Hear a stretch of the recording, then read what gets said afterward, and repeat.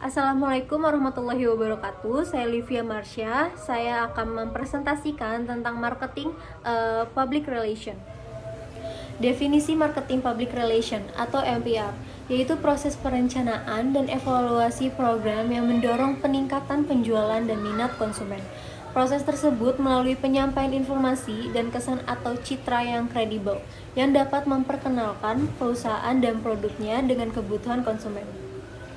Program MPR di satu sisi merupakan upaya untuk mendorong pembelian dan sekaligus memberikan nilai atau added value atau kepuasan bagi pelanggan yang telah menggunakan produk atau jasa.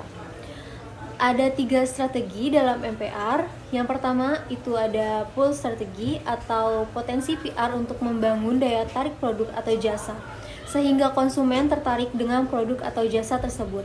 Yang kedua ada push strategi, yaitu potensi pemasaran untuk mendorong atau menawarkan produk atau jasa kepada pasar atau konsumen.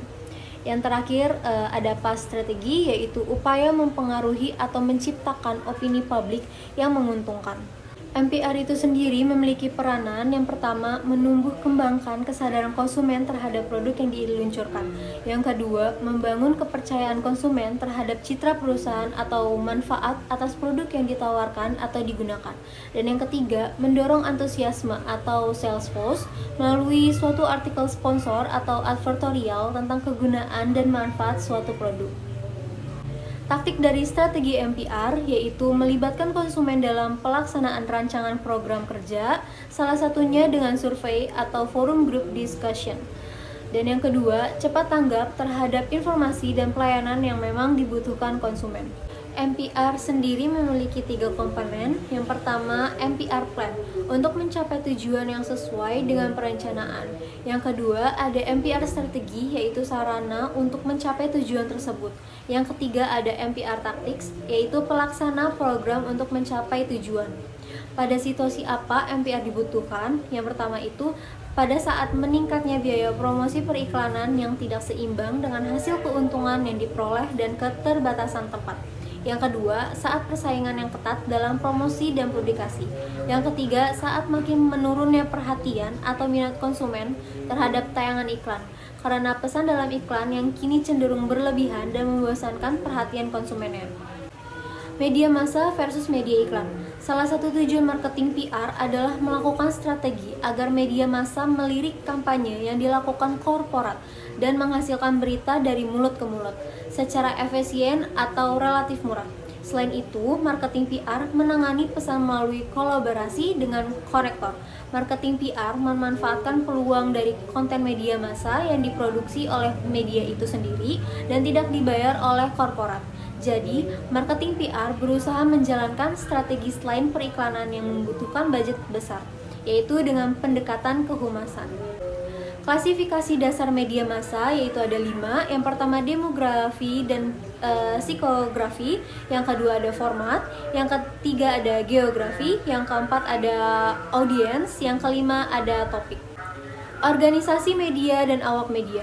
Elemen kunci yang berperan dalam interaksi antara praktisi marketing PR dan praktisi media. Yang pertama relationship atau membina hubungan. Bina hubungan baik dengan awak media seperti jurnalis, editor, produser, dan lain-lain, yaitu dengan cara pertama menghormati mereka sebagai profesional, yang kedua menyediakan sumber informasi untuk mereka secara konsisten. Yang kedua ada beats atau spesialisasi topik. Kenali dengan baik beats setiap jurnalis sehingga kita berkolaborasi dengan orang yang tepat. Organisasi media dan awak media. Elemen kunci yang berperan dalam interaksi antara praktisi marketing PR dan praktisi media. Yang pertama itu ada ethics atau etika. Siapkan narasumber yang kredibel dan objektif supaya kredibilitas media massa juga tetap terjaga di mata audiens. Yang kedua itu ada editorials, merupakan produk jurnalistik yang diproduksi oleh awak media. Kontennya bisa berisi fakta atau news atau opini editorial. Yang ketiga ada expert articles. Media massa biasanya punya spot konten yang narasumber utamanya adalah para ahli di bidangnya dan membahas topik khusus. Yang keempat ada case studies, konten yang membahas studi kasus. Organisasi media dan awak media, elemen kunci yang berperan dalam interaksi antara praktisi marketing PR dan praktisi media. Yang pertama itu ada ethics atau etika, siapkan narasumber yang kredibel dan objektif supaya kredibilitas media massa juga tetap terjaga di mata audiens. Yang kedua ada editorials, merupakan produk jurnalistik yang diproduksi oleh awak media. Kontennya bisa berisi fakta atau opini editorial. Yang ketiga ada expert articles. Media massa biasanya punya spot konten yang narasumber utamanya adalah para ahli di bidangnya dan membahas topik khusus. Yang keempat ada case studies, konten yang membahas studi kasus.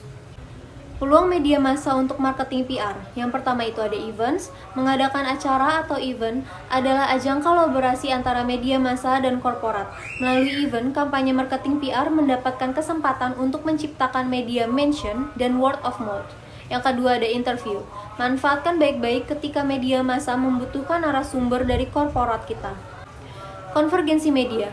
Konvergensi media adalah tren organisasi media yang beralih ke pendekatan multiformat untuk memproduksi dan mendistribusikan konten.